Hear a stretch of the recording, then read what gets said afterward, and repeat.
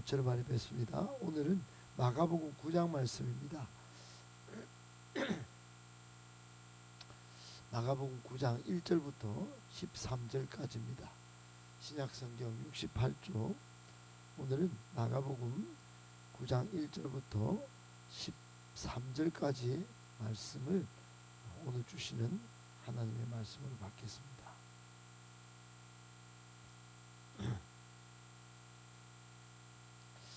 한 절씩 13절까지 교독하겠습니다.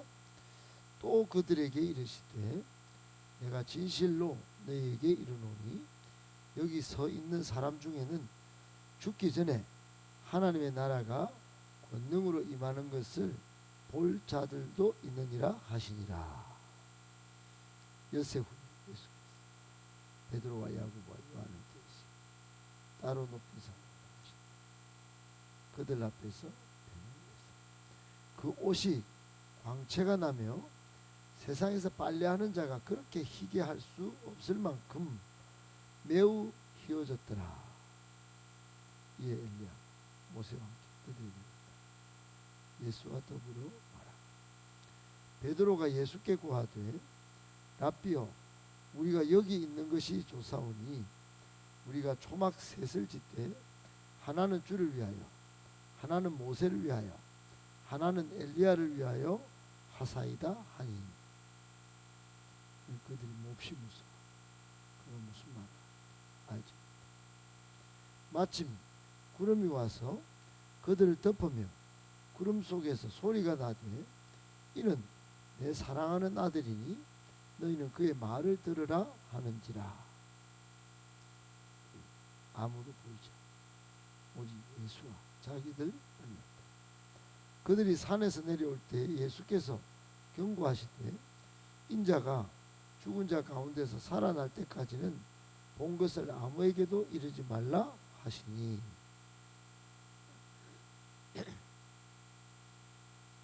살아나는 것이 무엇일까? 이에 예수께 묻자와 이르되 어찌하여 서기관들이 엘리야가 먼저 와야 하리라 하나이까? 엘리야가 모든 것을 가고 어찌 인자의 땅을 기록하고 많은 고난을 받고 멸시를 당하리라 하였느냐. 13절을 같이 읽겠습니다. 그러나 내가 너희에게 이르노니 엘리야가 왔을 때 기록된 바와 같이 사람들이 함부로 대우하였느니라 하시니라. 아멘. 할렐루야. 하나님의 은혜가 또 사랑이 기억되는 이 아침 되기를 바라고 또 간구하여 하나님의 복을 풍성히 받기를 예수님의 이름으로 축복합니다. 아멘. 오늘 본문의 말씀 속에 우리를 향한 세 가지 교훈의 말씀을 받고 기도하도록 하겠습니다. 첫째, 십자가를 지고 주님을 따르는 제자의 영광은 세상의 성공과 비교할 수조차 없습니다. 십자가를 지고 주님을 따르는 제자의 영광은 세상의 성공과 비교할 수조차 없습니다. 오늘 여러분 9장을 우리가 읽었는데 사실 앞장과 연결해서 읽어봐야 할 필요가 있습니다. 앞장 8장에서 예수님은 베드로의 신앙 고백을 칭찬했습니다. 베드로는 예수님을 뭐라고 하느냐 질문에 주와 또 그리스도라고 예수님을 주, 즉 그때 당시만 해도 로마의 황제를 주라고 하던 시대인데 베드로가 아주 엄청난 고백을 한 겁니다.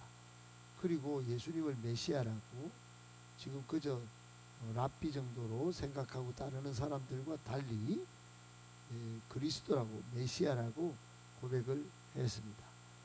즉 베드로는 예수님을 하나님이라고 고백한 거죠.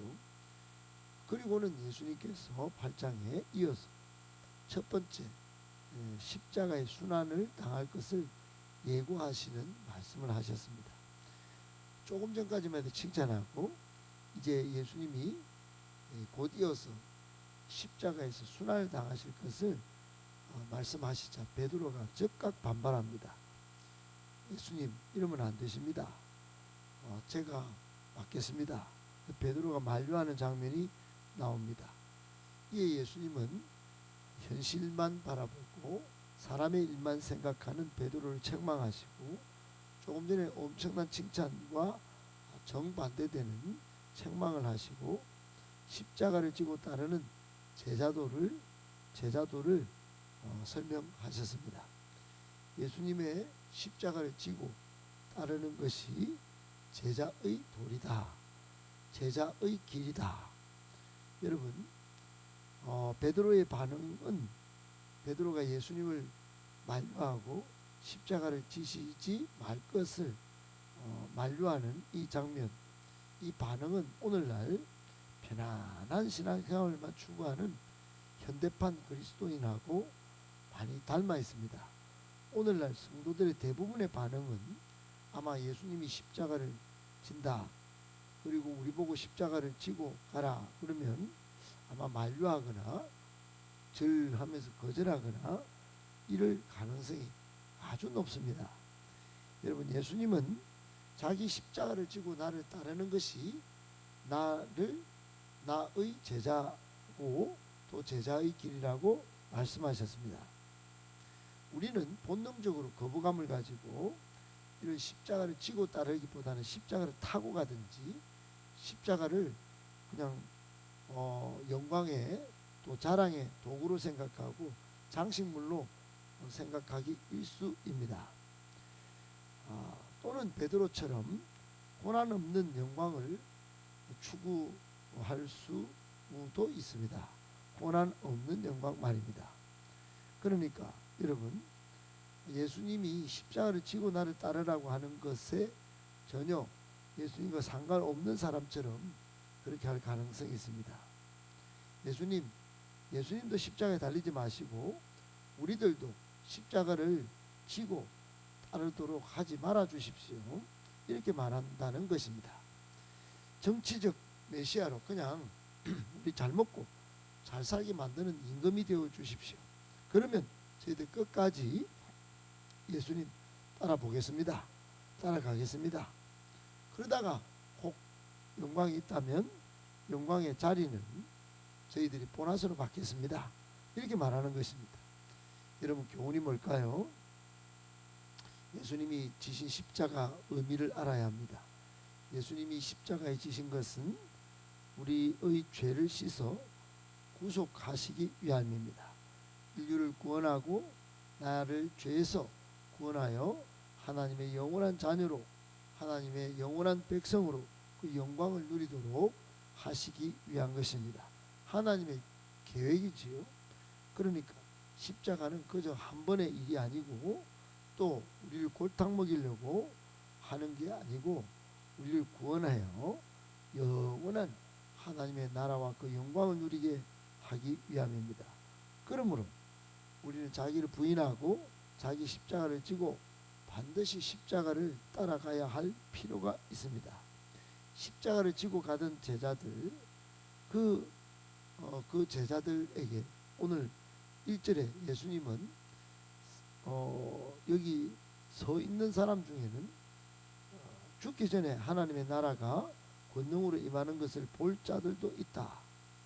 볼 자들도 있다. 즉 하나님의 영광을 눈으로 똑똑히 완전하게 볼 수도 있을 것이다.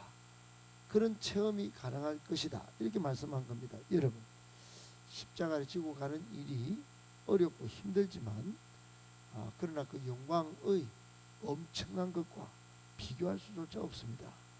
조그만 영광, 부분적 영광을 취하기를 바라는 본능을 다 깨뜨리고 엄청난 영광, 십자가를 지고 가는 자에게 주시는 그 영광을 바라보며 오늘도 예수님을 따라 십자가를 지고 섬기며 사랑하며 또 충성하며 살아가는 그 십자가의 도를 지키는 우리 모두가 되시기를 예수님의 이름으로 축복합니다.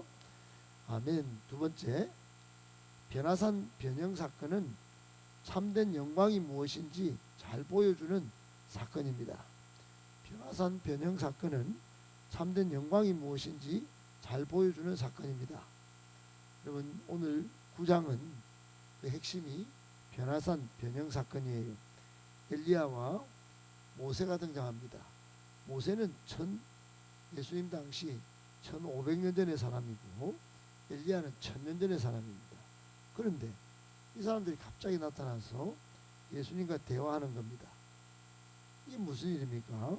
죽은 사람이 다시 나타나서 눈앞에 예수님과 이야기를 나누는 겁니다. 여러분, 이 사건은 우리에게 영적인 세계 실제가 있다는 것을 보여주는 겁니다. 영원한 영적인 세계가 있다는 겁니다. 그리고 하나님의 나라 일꾼은 그 영광에 실패하지 않는다.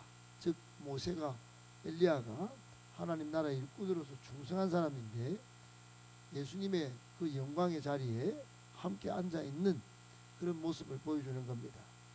그러나 베드로는 오늘 어떻게 하죠? 베드로는 주님의 영광을 목격한 후에 그냥 변화산에서 그냥 집 짓고 살 것을 욕심냈습니다. 예수님을 그 자리에 묶어두려 한 것이죠. 예수님은 온 인류를 위하여 세상으로 파송받은 하나님의 사람이고 하나님의 아들인데 그냥 예수님을 거기 변화산에 그 영광의 자리에만 묶어두려 한 것입니다. 여러분, 교훈이 뭘까요? 오늘도 우리는 이 예배당의 영광을 늘 체험하려고 간절히 간구해야 합니다. 우리가 영광을 체험하기를 간구할 때 하나님은 그 영적 세계를 이곳에서 경험하게 해 주실 것입니다. 하나님 나라의 참된 영광을 분명히 체험하게 하실 것입니다. 그 사실도 알아야 되지만 분명한 것은 이 예배당에서의 영광만 추구하기보다는 이제 바깥에 잠깐의 황홀경 또 여기 예배당에서의 영광이 아닌 정말 세상에서 하나님의 나라를 이루어가는 복음적 정신으로 살아야 된다. 예수님이 오늘 그것을 보여주시는 것입니다. 세상으로 내려가서 문제 많고 사건 많은 그 세상 속에서 예수님은 다시 할 일을 하십니다. 변화산 변형 사건은 하나님의 일을 하는 자가 받는 영광이 얼마나 크고 무한한 것인지 잘 보여주는 사건입니다. 꼭 기억하고 여러분, 우리가 먼저 하나님의 나라의 일을 하고 하나님의 영광을 추구할 때 하나님은 더 큰 영광으로 더 놀라운 사건으로 우리에게 역사하신다는 걸 꼭 기억하고 그렇게 살아가시기를 예수님의 이름으로 축복합니다. 아멘. 마지막 세 번째, 기독교는 오직 예수 중심의 종교입니다. 기독교는 오직 예수 중심의 종교입니다. 여러분, 오늘 본문에 보면 8절에 잠깐 눈을 깜빡 뜬 것 같은 순간적인 찰나에 베드로가 딱 보니까 조금 전에 있던 모세와 엘리야는 어디 가버리고 오직 예수와 자기들 뿐인 것을 발견했습니다. 깜짝 놀랐겠죠. 조금 전에 신비 체험을 했는데 지금은 현실 체험인 겁니다. 여러분, 오늘날 기독교가 그런 겁니다. 사람들이 두 세계 가운데 왔다 갔다 합니다. 그런데 두 세계 가운데 중심은 누구냐? 예수님입니다. 그런데 오늘날 기독교의 대부분은 예수 외의 건물, 예수 외의 외형, 예수 외의 사이즈, 예수 외의 돈, 예수 외의 사람, 예수 외의 프로그램, 예수 외의 기적, 그 하나하나를 추구하는 그런 종교로 전락한 것이 아닌가. 여러분, 우리는 종교 생활 하기보다 예수님을 믿고 따르는 신앙생활을 해야 합니다. 그 신앙생활의 초점은, 중심은 오직 예수 그리스도입니다. 문득 하나님의 음성이 들려서 돌아보니까 베드로가 아무도 없고 오직 예수와 자기들 뿐이었다. 여러분, 그렇게 되어야 하는 것입니다. 아무리 좋은 것 경험해도 또 아무리 현실 세계에서 열심히 살아도 문득 돌아보면 예수님, 문득 생각하면 또 예수님, 정신 차려서 봐도 예수님, 이렇게 돼야 되는 것입니다. 그렇습니다. 여러분, 신앙생활은 외형도 아니고 신비 중심도 아닙니다. 오직 예수 그리스도여야 합니다. 이런 신앙을 하나님은 칭찬하십니다. 예수님이 그렇게 살았기 때문입니다. 예수님을 7절에 보면 하나님이 어떻게 말씀하십니까? 이는 내 사랑하는 아들이요 내 사랑하는 아들이니 그의 말을 들으라. 여러분 항상 예수님의 말을 들어야 합니다. 항상 예수님을 생각해야 합니다. 항상 예수님이 하시는 말씀을 순종해야 합니다. 우리에게 주는 교훈은 마지막으로 이겁니다. 신앙의 중심과 초점과 핵심은 예수 그리스도입니다. 다른 것을 중심으로 삼을 때 반드시 낙심하거나 시행착오를 겪을 것입니다. 예수 그리스도만이 우리의 영원한 생명이자 우리의 참된 진리 따를 길입니다. 꼭 기억하고 그렇게 예수님을 중심에 모시고 살 때 우리를 통하여 하나님이 멋진 일을 행하시고 또 우리를 통하여 영광을 드러내실 것이다 하는 사실을 믿고 항상 예수 중심의 삶을 잘 살아가시길 예수님의 이름으로 축복합니다.